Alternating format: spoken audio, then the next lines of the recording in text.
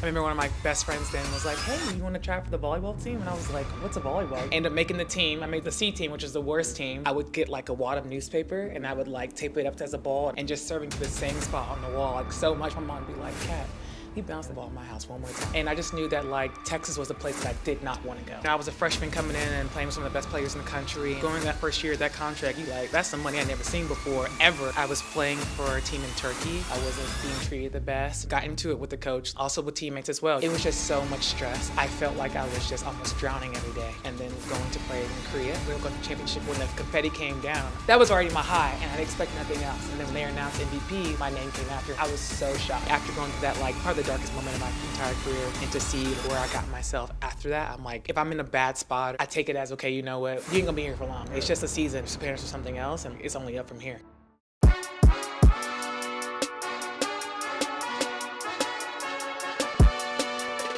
Welcome to the Winners Club podcast. I'm your host, Bryce Wilson, and today I'm here with professional volleyball player for League One Volleyball, Khat Bell.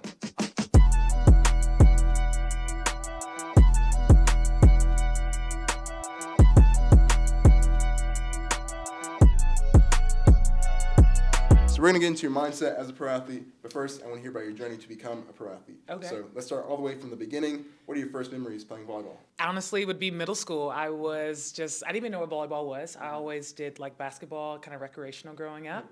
And as I got to middle school, I remember one of my best friends then was like, hey, you want to try for the volleyball team? And I was like, what's a volleyball? Like, what is that? She's like, you know, the little white ball that you kind of like throw over the net and you get to serve. I'm like, yeah. I kind of had some knowledge about it, but just because being community-wise and just being African-American, basketball's like our main sport, you know, so it wasn't really in my face. But we ended up trying out. Our tryouts were that afternoon, and the 8th graders ended up trying out that morning. So one of our other good friends who was in 8th grade, there was a rule saying you had to wear workout clothes, and we didn't have any. So we wore her sweaty clothes from the morning in the afternoon training. So like my friend had on, I think the shorts, which is, I know it's really gross to say, and then I had on one knee pad and the t-shirt. So I was wearing my school pants, my school shoes, one knee pad on, and this sweaty t-shirt, and ended up making the team. I made the C team, which is the worst team, but I made that team, and from there it just kind of went up. I was on C team basketball too, so it's okay. You know how it goes. Then I wasn't there for long. Don't do it. Not too much. Well, actually, so one of my good friends, she was on the B team, and her mom was like, "Oh my gosh, like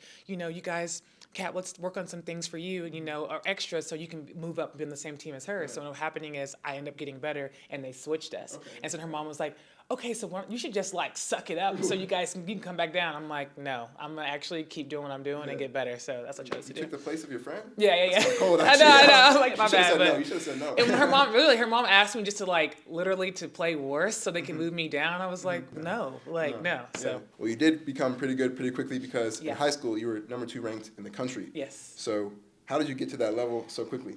I slept volleyball. Like you literally couldn't get me away from it. Like my mom would use it as a punishment if I wasn't doing something, It wasn't like, oh, I'm gonna take your phone, or you can't go somewhere this weekend. It was like, oh, you wanna act up? You're not going to volleyball practice. And it's like, what? You're ruining my life. But she would use that as a kind of a pawn to kind of get me back in line.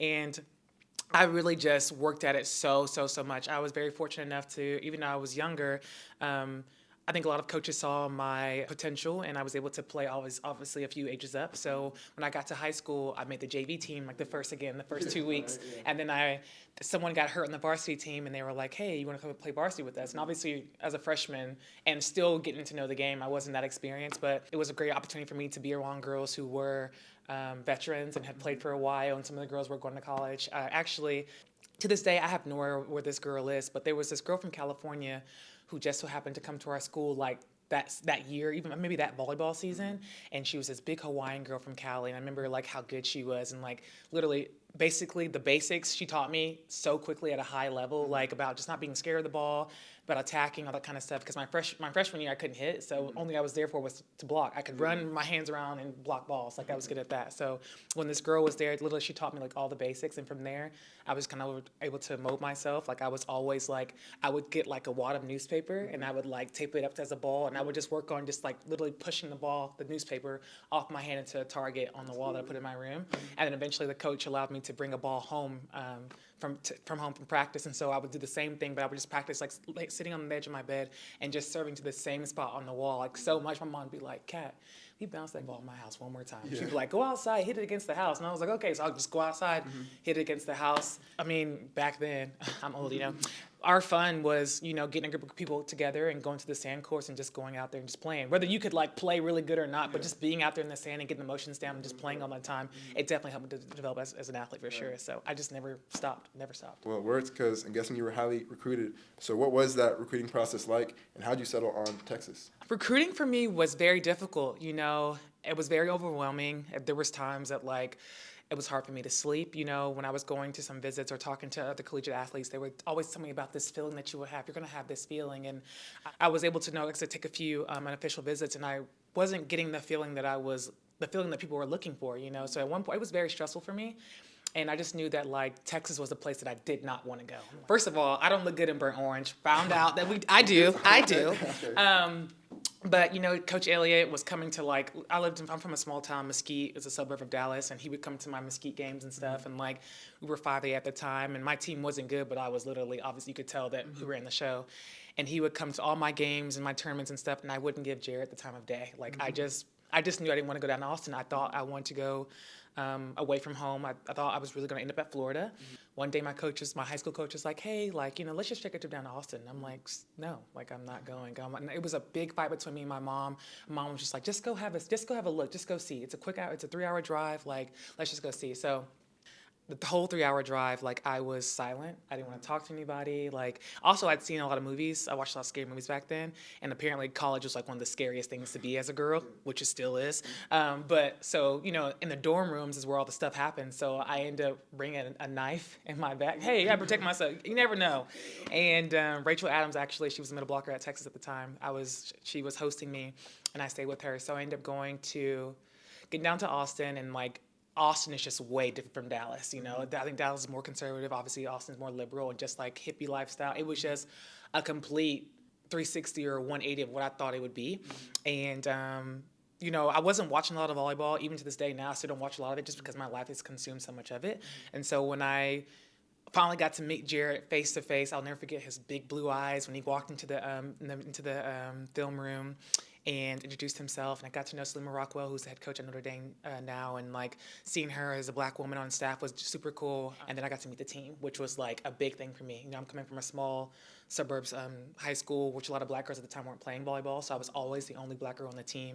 And when these girls walked in, I'm talking about all different shades of brown, I was like, okay, everyone's tall, and just a certain standard that Texas has, UT volleyball, everyone's very elegant and holds their height really well. They're very confident, and I loved how the young women that are walking in presented themselves to me, and it made me feel like, okay, you know what?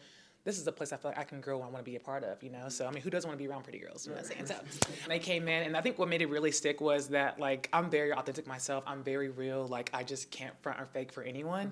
And when I was there on my visit, the girls were getting into an argument at the table, bad. And I was on some, I was like, hey, y'all finna fight or what? But that was just really cool for them to even, be doing that, you know what I'm saying? So I didn't need the knife, obviously. Rachel was a great host.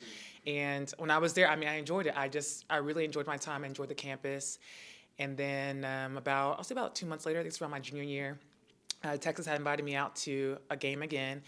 And so when I was there the first time, when I was leaving, it was a feeling of I didn't want to leave. And I was like, wait, is this what everyone's been talking about? And so when Jared invited me to the game, again, unwarranted, I was just going to the game. I always get shaky when I think about it. As the recruits are able to come on the court, so you get to kind of sit on the bench for a little bit before the game starts. I'm sitting on the bench, and I just felt a sense of just home for me. And I was like, this is what people were talking about. And the feeling that I was feeling was so overwhelming of just a sense of belonging, a sense of community, just like I said, a sense of just being home. And, Jared is just kind of walking around. I'm sure it's not traditional what I did, but he kind of walks around, and I said, Coach, and he's like, yeah, what's going on? You want some water, Gator? Are you good? I was like, I think I want to go here. And he's like, what? He's like, huh? He's like, you want? I said, yeah, I think I want to go to school here. He goes, you want to come play for me and attend the university? I was like, yeah, I do. He goes, are you committing to me right now? And I think normally, I guess you would maybe a phone call or an email or I don't know. I was like, yeah, I want to come here. He was like, you're committing to me. And I was like, yeah, I want to be a Longhorn. they ended up announcing to the team right before the game that I was going to come, and everyone cheered for me and hugged me. And it was just, my mom didn't even know what I was doing. When I came back to the stand, she was like, what happened? And I was like, oh, I'm going to be a Longhorn. Yeah, she's like, oh, okay, great. So from there, it was just, I knew it was a place that I wanted to be. And honestly, it was the best decision of my life, one of the best decisions of my life, 100%. Yeah, because you became UT legend eventually. At UT, you won the first national championship in decades. Now they have a ton, but you were the first. You were the first, right? You were the first. So give us an idea. What was your high and low at UT? High, I would say highs would be leaving as the person that I was.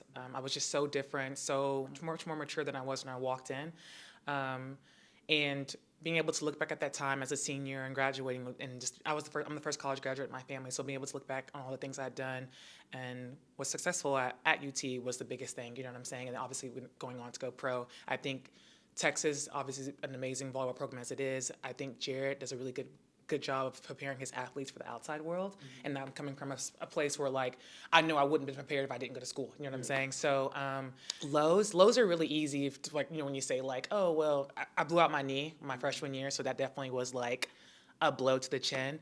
But I would say lows would be, me as a person. I think I was coming from an environment where I felt like rules didn't apply to me.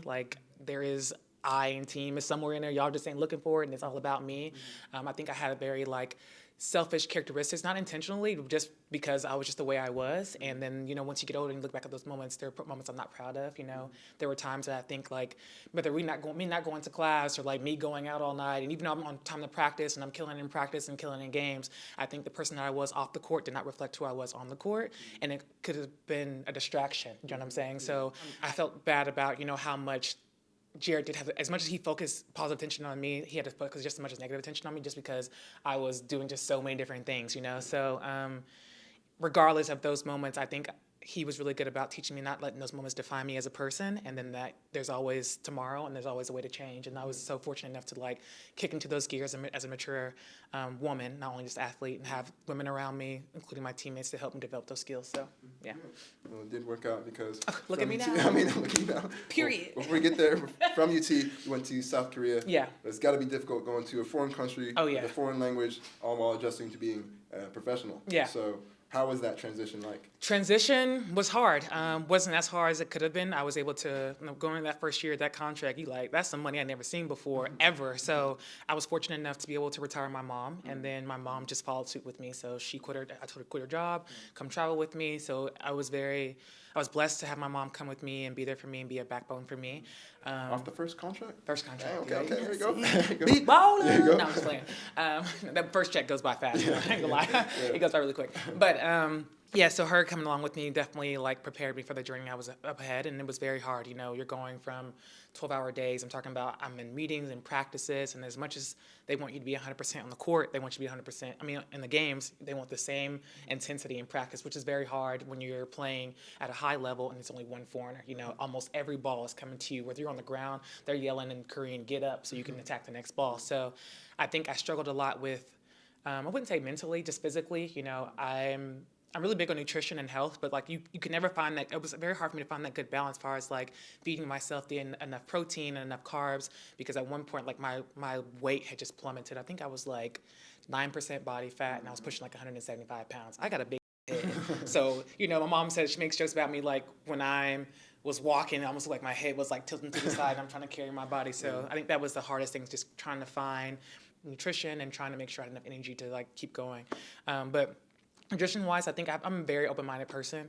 I think I love going into different environments and just honestly just succeeding in those. And I'm big on culture, and I just love getting to know people. So I think if you go into a situation like that, something that you're not used to, and you have an open mind and just learning the customs of other people, things can go a lot better. So yeah. And you went on to play in many different countries, Yeah. from Puerto Rico, Turkey, Philippines, China, Vegas, which is its own country. Yeah, that was cool. So, Yeah. what was your favorite environment to play in? Favorite environment? That's really hard. Honestly, it's so great to look back that I've built so many relationships with so many different people around the world. I know whenever I get married, whatever is gonna happen, I'm gonna have so many different people from different outlooks at my wedding. And so I would say I built a very strong family-oriented foundation in the Philippines, just because culturally, I feel like the Philippines are the black people of Asia. They act like this just the same way, you know. So even now, like I feel like I still have really good close friends there, or my coaches that are older than me, like they're like my brothers now. You know what I'm saying? Like I don't even use an agent to go play in the Philippines. They call me like, yo, you want to play with us? I'm like, you got the money? We know, y'all know I'm expensive. Let me figure it out. Yeah, we got it. Okay, bring me the contract. I'm signing it because I know they're going to take care of me. I know what to expect. So I would definitely say the Philippines is like my home away from home, 100%. Okay. Playing on all those teams means you played with a lot of teammates and a lot of coaches. So you don't have to name any names, but was there a situation where you had the toughest team or coach that you had to play with? Like, oh, for sure. I think go ahead. the culture's different, and then you see how people treat people in their culture, which can be different from ours. You know what I'm saying? Also, the hierarchy for ours, like even though you're a foreign player, you're also one of the youngest players. You know what I'm saying? So I've had situations in Turkey where I felt like I was being bullied a little bit, and I think that also was a learning curve for me because automatically I would go in with my personality. I'm nice, I'm bright-eyed, bushy-tailed, just super like polite, and I think that when people see you in that light, they could use it as a weakness. Like, oh, she's very sweet, she's nice, we can push her around, and then like when you show the rough side of you, it's like then you look like the bad person. You know what I'm saying? So I think I had to learn that the hard way, where when I was going to new teams, I made them earn my personality. You're not gonna get smile and hey, hi, good morning. I will come here and not talk to none of y'all. Y'all gonna earn that. You know what I'm saying? So there was multiple situations with coaches as well. At an instance, I actually got into it with the coach like in the middle of practice, and like I said, I'm really big on respect. Multiple situations, also with teammates as well. You know, there's jealousy as well because don't forget, not only you're coming as a foreigner in a position, there's also that same position that's there, and that girl also wants to play and be in that spot and that kind of stuff too. So, of course, you're gonna bump heads in situations, but I think I can say that all those things and all of those situations have been preparing for something else every season. You know, I think China, this past season I was in China preparing for Las Vegas. I think Vegas prepared me for the AU season, which I had an amazing time. And then all those seasons definitely prepared me for what's been happening and what's to come since I've been here. So, yeah. When you stood up to that coach, how did it end? Like, how did it go? I mean, he came up to apologize, because he was in the wrong, you know what I'm saying? And I felt like it was very heated, and I think everyone was surprised in the gym because how I stood my own ground to the point where, like, it can be like this the whole season. I ain't got to talk to you. But right after practice, he ended up coming to me and just being like, you know, trying to cover his ground and be like, oh, hey, no, you did it. It's cool. You sorry. I forgive you. Tomorrow's a new day. Let's move on kind of thing. So after traveling the globe, you finally came back home to Texas with League One Volleyball in its inaugural season. So what are your hopes for this season? Man, honestly, my hopes for the season, I'm just taking it one step at a time. Every day is such a blessing, honestly. When I came back after the Christmas break, I remember waking up the morning of the first practice this past week, and I woke up and I was like, I'm waking up, I'm in America. Like, if I had to get on a plane and go back overseas, I'd be crying right now. You know what I'm saying? So I'm really big on not putting expectations on anything because I feel like that's where disappointment kind of happens. So I feel like you just go in with an open mind and just put expectations on yourself and the things that you can control.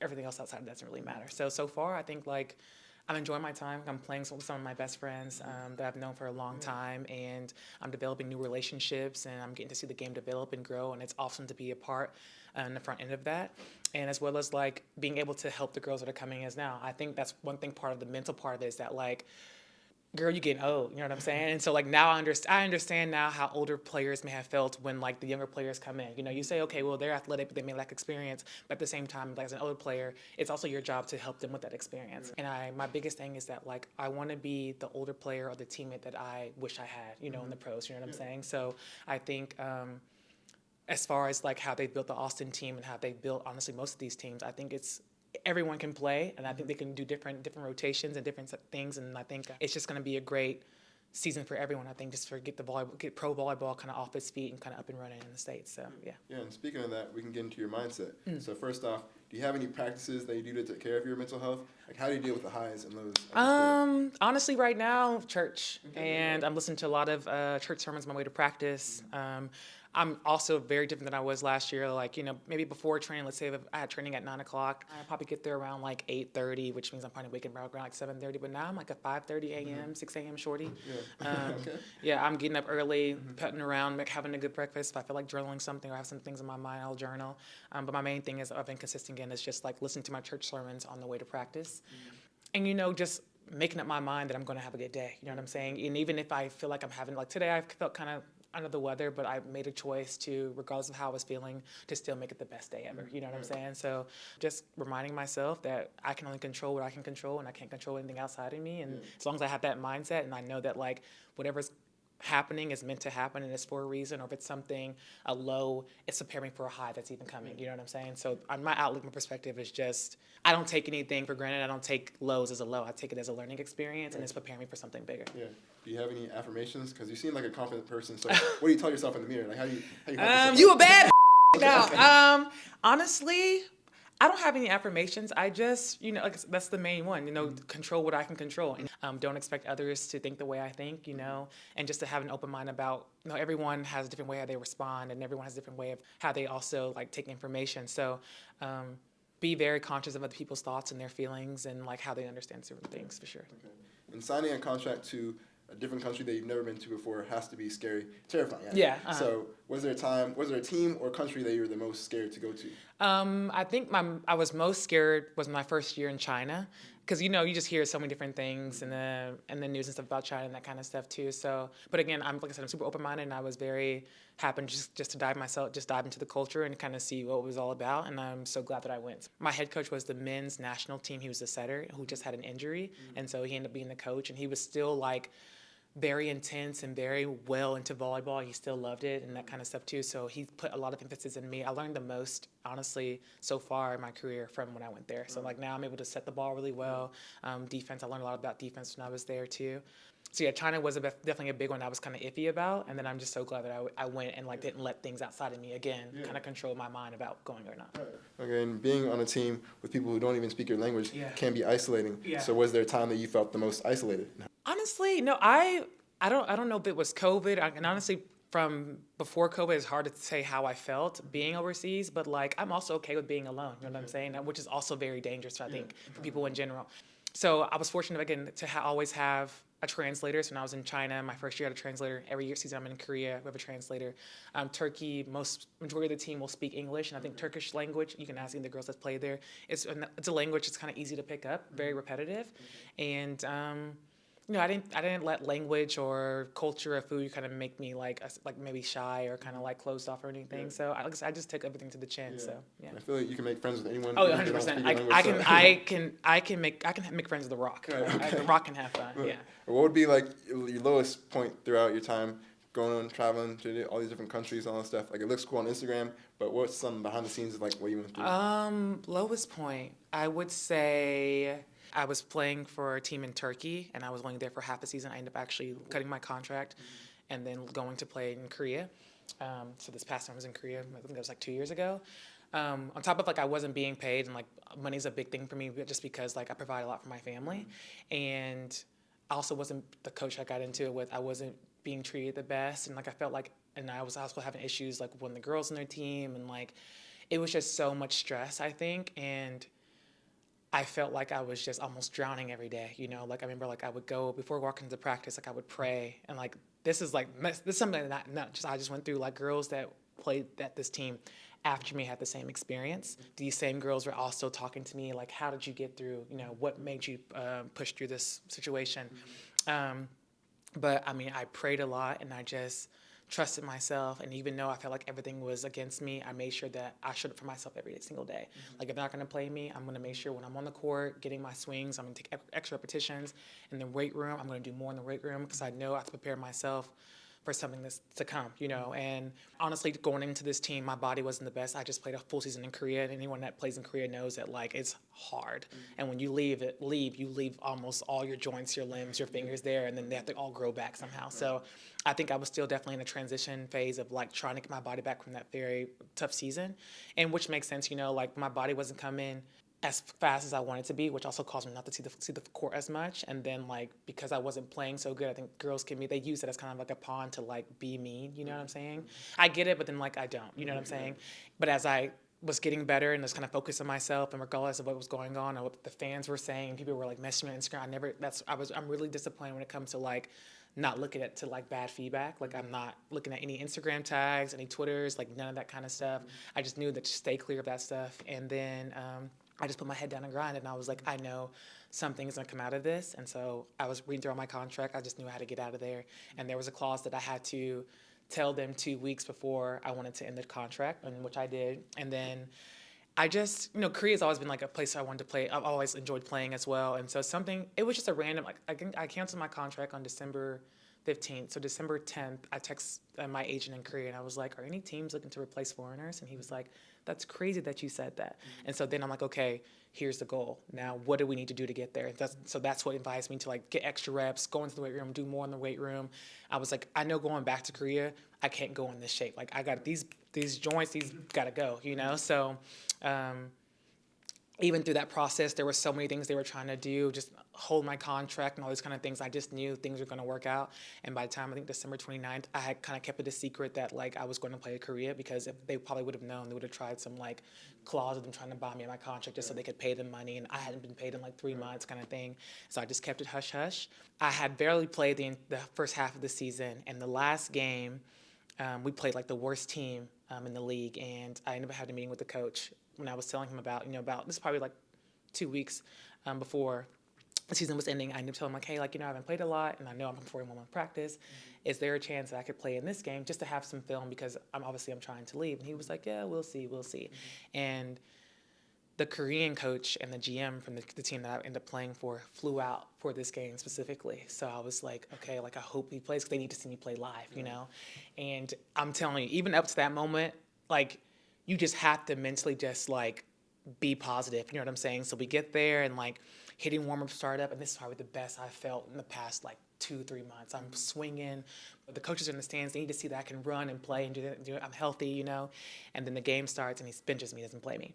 And it's easy to be in the box and be like, to get cold and just kind of sit there and just kind of cheer and be like, damn, he's not playing me. But I just stayed positive. And like there was some few girls on the team that I was really close with. They were like, just stay up. I'm like, yes, I'm doing push-ups. Like I'm staying warm. You know what I'm saying? And my team, they lost the first set. Second set starts, and I'm like, I know I'm gonna go in. Didn't start me. He puts me in towards the end of the set. I score a few points. But we still lost the second set, and then he starts me the third set, and I just ball out. I just go crazy. We ended up winning in 5 because of me. And then I had my contract ready to sign and go to Korea. So I got the court. So I was like, I'm out of here. And then when I left, they were like so surprised that like I had got a contract. And then like even from then I was like, you know what? And as dark as, those days were dark. And as dark as I was going through a breakup at the time as well. And like it was just so many things. And I was like, there's something coming out of this. And so when I got to Korea, my team was in 4th place. And we went from 3rd place, made the semifinals, and then the team that was the first place team was the team I was on the year before, and like I always just played bad. I don't know why. It's just God. When I play bad games, again, I don't take it as like a down, as a low. I'm like, God is saving me for something bigger. Like He don't want me going crazy right now because He don't want me to, and that's just what happened. This is what it is. And my coach even sat me down. He was like, why every time we play this team, like you don't never do as much as you normally do? I'm like, I don't know, but just wait and see. I can't tell you, but just wait. I'm just telling you, but just wait. So we went to the semifinals. We're into the semifinals, so we went to the championship game. So we went from 5 to 2, and when I got to the championship finals, I was like, there's a clip one from Denzel Washington on Instagram. Is like, I'm leaving here with something. Like that was my mindset. Like there's no way I've gotten this far, and like I'm not leaving here with something. And like in Korea, it's very hard to win a championship. It's super hard. It's not even known for foreigners to even win MVP. Always the locals win MVP. And so I was like, I've been playing Korea. This is like my 3rd time going back there, and I was like, I feel like I've been chasing something this whole time, and I finally realized in that moment that's what I've been chasing. I wanted this championship, and we went to championship. We lost in this best 3 out of 5 games. So you play every other day. So they're up 2 games, and it's day 4, and we're like tired and just like beat, and we win. Then the 4th game, we won the 4th game. We won, so now it's 2-2. I cry like a baby, cried. And then the 5th game is at their home. So, the gym is like sold out, packed. Their team has probably one of the best outsides in the world. She's Korean, actually, Kim Young. And I remember I never smiled the whole game. I was just straight laser focused, never cheered, never smiled. If I got a point down somebody's throat, it was just like, next ball, like, let's go. All the way up to that moment, I never let myself think anything, think like, what if we lose, or what if I was like, this is what I came here to do, and I don't know how I'm gonna do it, but I'm gonna do it. They won the 1st set, we won the 2nd set, we won the 3rd set, they won the 4th set, all the way to the 5th game, and I'm like, this is it, 1st to 15, and then we ended up winning 15-13. And like, when the confetti came down, I didn't even know what was going on. They were like, I said, we won? They was like, yeah. I was like, ah, and that was just, that was already my high, and I'd expect nothing else. And then when they announced MVP, they said something. I was like, whose name is that? And then my name came after, and I was so shocked. I think it was like the first time in history they had a foreign MVP or something like that. And like, I remember just like, there's a picture of me looking up, and I was just praying, and I was just so thankful. So I think after going through that like probably the darkest moment of my entire career in Turkey, and to see like how I fought for myself, and to see where I got myself after that, I'm like, yeah, ain't no way. Like, if I'm in a bad spot or in a low,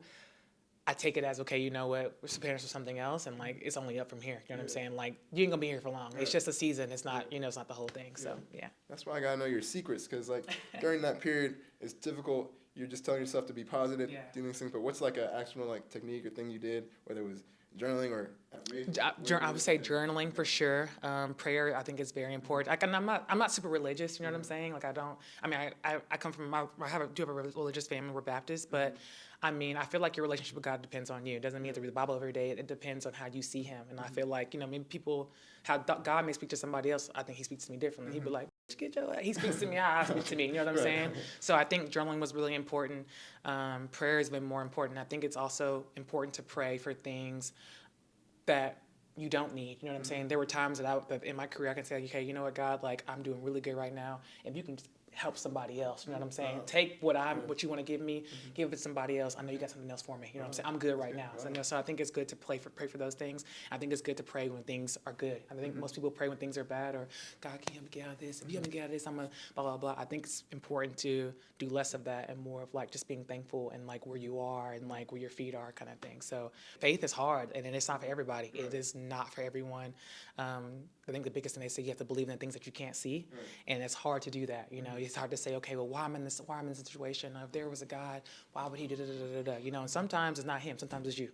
So I think that was just the main thing of like, okay, you know what, like, I had already certain things that have happened to me in my life before that point, and I was like, He got me out of it then, why would He not get me out of it now? So I try to focus on not letting like the bad things get to me, because it's easy to dwell on those kind of things, just to focus on the positive, just kind of like moving forward, and just know that, like, for example, I never thought about losing, because it's just wasted time. You know what I'm saying? It's dumb to think about a future that hasn't even happened yet. It is non-existent. So I'm like, when you think about it, I think about my past experience where like I may have been worried about something all the way through, and then end up working out, and it's like I wasted so much time worried about something that was already going to happen. So I try not to just ponder and worry about things that aren't going to happen. Just focus on what I'm doing and the things I can do to make them happen. So volleyball can be stressful. So now, what do you do to relax and take your mind off volleyball? What I do to relax, honestly, is I love being at home and just chilling. My space is all for me. You know what I'm saying? I didn't make it for anyone else. I love candles. My space is very like dark and homey. So yeah, candles are my big thing. I love to cook. Cooking is like my thing. It's very therapeutic for me. And I buy myself flowers. I love buying myself flowers. I think if you buy yourself flowers, you don't expect nobody else to do it for you. And like, that's something that I like, and that's what I can do for myself. So I treat myself how I want to be treated by anyone, a man, whatever, so. And you're also a star on Netflix. I'll be honest, how many times have you watched yourself on that show? Honestly, once. I've only watched myself on Netflix once, because it's also kind of cringy. You know what I'm saying? Like, it's not like watching volleyball where it's like consistently like you can't hear what I'm saying, but it's like it's almost cringy to see yourself like react to certain things, and also like I feel like if I was watching now, I'd be like, who is that? Because I was just so like, I am still high energy, but just still like more of an extrovert. I'm more of an introvert now, but I'm more of an extrovert then. But only watched it once, and then like honestly, when the part where I was getting blocked, I couldn't even watch it, just because like that also was a time for me that like really pissed me off at the show. And what's funny is like obviously what you guys don't see is like I'm arguing with producers even during the time when I was in the weight room and talking to Lee and Courtney. But yeah, if you watch, you can see my attitude would change, everything. So also I was tired. They don't tell you what time it is. You don't know how early it is or what day of the week it is, that kind of stuff.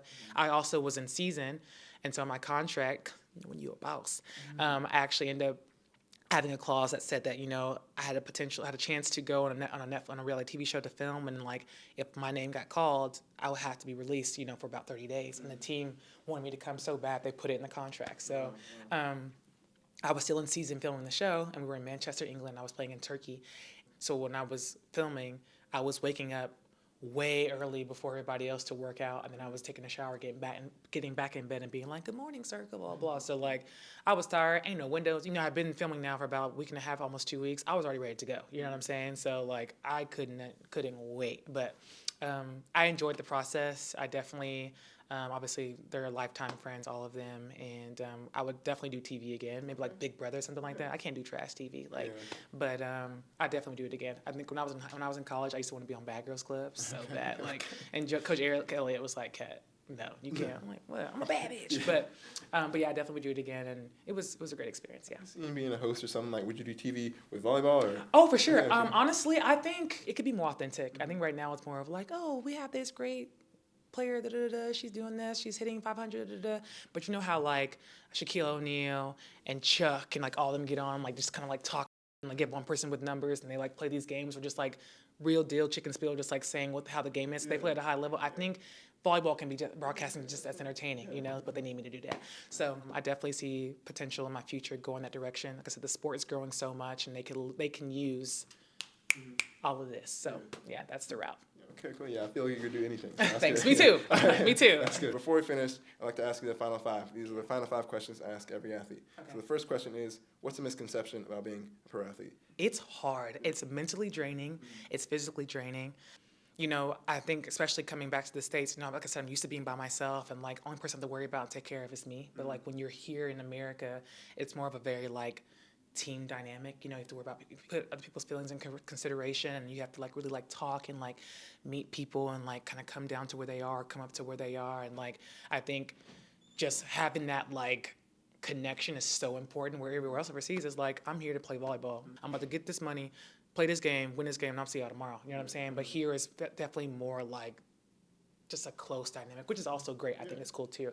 But I think the misconception would be like, it's tough. And it's not like, you see volleyball, it's like, oh, it's just like girls sport, blah, blah, blah. No, like it gets dirty. So what's the memory that at the time felt like the worst in your career, but now you can look back at it and laugh or at least see the value in it? I mean, UT, I was a wild child. So I would say, just going back to like I said, like I felt like I was distraction, like it's kind of cool. So, it's almost like initiation a little bit. I was a freshman coming in and playing with some of the best players in the country. And like, I wanted to be with the older girls. Like I wanted to be Bailey Webster. I wanted to be Michelle Croker. I wanted to be with all them. And like, they were going out. So it was almost like, yo, like you want to come out with us. When we go running on Friday, you better beat everybody. You know what I'm saying? So like, I go out with them. First time I started drinking alcohol was when I got to college. So I'd go out with them. We'd be drinking and going crazy, having a good time. And then like at 5 a.m., they'd be like, you better get in there and do your so that also like pressed me to work even harder. You know what I'm saying? So, it wasn't the best thing, but like I can look back and say, okay, you know what? It definitely like molded me when your body's going through so much fatigue and you're able to push through that and to figure out, okay, how can I mobilize myself when this is hurting or, I'm really tired, I can't jump. So how can I figure out how to make, contact the ball at a different level, a different contact, different speed, that kind of stuff too. So I would say definitely like being pushed in that direction definitely pushed me in a lot of places, I think outside of volleyball as well. And then what's the best memory in your career? If you had to pick one, through all your teams, all the countries, if you had to pick one, what's the best memory? That's also hard. Like I said, I've met so many great people. Obviously, volleyball has been amazing, but I think the stories that I have like outside of the court are amazing. I would say that's hard to choose, but I will say one of them is when I was in China this past year. I got to play with Sasha. She's a middle blocker from Slovenia, and our schedule was stacked. Like we didn't have any free time. So like our sense of having a good time was literally having a few beers in a room and just singing and dancing, or just hanging out. So I would say like one of my favorite times is I had dreadlocks at the time, and Sasha was just getting to know about Black culture because of me. You know what I'm saying? So I was teaching her so many things and I taught her how to retwist dreads. And so, like, we spent time together, like, hours at a time when she would retwist my hair. And we would listen to, like, R&B songs, that kind of stuff, like Keisha Cole. I had her listen to Whitney Houston, all types of stuff, just bringing her to the culture and just laughing and getting to know each other. So I would definitely say, like, and then from all my friends that I've got to play with overseas, like, my best moments are, like, getting to know the people that I'm there with, So, yeah. That's a good, humble answer right there. What's some advice from a young athlete that wants to be in your position? They want to be pro. What's some advice that you could give them? Don't let anything stop you. You know what I'm saying? Literally, the world is your oyster, and if you want to be good at this, you can do it. I think there's a place professionally for everyone, depending on what you're looking for. Something I was talking to a player recently. Volleyball can show you so many things. It can show you the world, or it can show you numbers in your bank account. It depends on what you want to do. There's players that go and play in these sub cups, and they play on these high level teams, and they travel the world, and it's like, okay, I want to play at this level and do this and do that, but maybe I won't make as much money, but this is what I want to do. That's good for you. But there's players who will go play, the Philippines is maybe not the highest level in the world, but they're getting there, you know what I'm saying? And maybe it's not like places where like the best players in the world are gonna play, but it's not gonna be as high impact on my body, and they gonna pay me some bread. So I'm gonna go get that, So it just kind of depends. But I would just say there's a place for everyone, and just always keep going. You never know. Like in my career right now, I've been a middle, I've been an outside, I've been opposite. I'm setting right now, you know what I'm saying? So you just never know what can develop in people that you meet. So I also would say it's not what you know, it's who you know. So definitely. All right, last question. How do you define the word winner? After a win or loss, I think a winner is someone that can have a certain perception of like what it is they did. Are you satisfied with what you did? You know what I'm saying? And then even through that satisfaction, even if you're not, what can you find within the things that you didn't or that you're not satisfied with to kind of still bring the positive out of it? You know what I'm saying? I think a winner is anybody that can get up every day and just keep going. I think if you can, whatever you're going through the day before, if you can get up the next day and just kind of like forget about the past or forget about what happened the day before and just keep it pushing, I think that's a winner. I think winning is just being able to be better than you were the day before as well. I think I consider myself a winner because I can look back at myself literally right now and say, damn, like I am not the same person that I was last year. I am not where I was last year. I'm so much better off, like the skills I've developed and the things I've done and like the things I've seen. So like I said, winning can be subjective. I think it just kind of depends on you, but definitely that like anybody that can see themselves and continue being themselves is a winner.